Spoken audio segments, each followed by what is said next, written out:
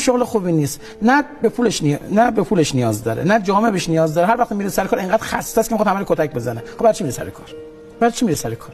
نه من لیسانس دارم. بابا دلیل داشته باش. یه بنده خدایی بود، آقایی میگفت من 18 تومن حقوقمه، خانمم میره سر کار، میگه اصرار کرد بره سر کار. 5 6 تومن همشون میگیره. میگه جمعا ما 23 4 تومن درآمد داریم. گفتم خب 7 تومن پول پرستار میدیم. من دیگه حرفی ندارم. خب بابا بهترین نگهدارنده و بهترین تربیت کننده مامانه. نه من باید کار کنم.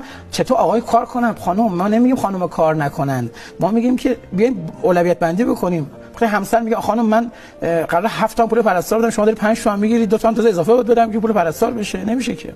اینم همینطوره. این خانم که کار میکنه از کدوم نوعشه؟ اگه نوع اوله پولش تو زندگی این آقا بپذیره که آقا کمک کارمه، من مثلا 20 تومن درآمد خانم 20 تومن میذاره، داریم که خونه رو میدیم و قسطمون رو میدیم. خب این خانم خسته تر از مرده، همیشه هم ما گفتیم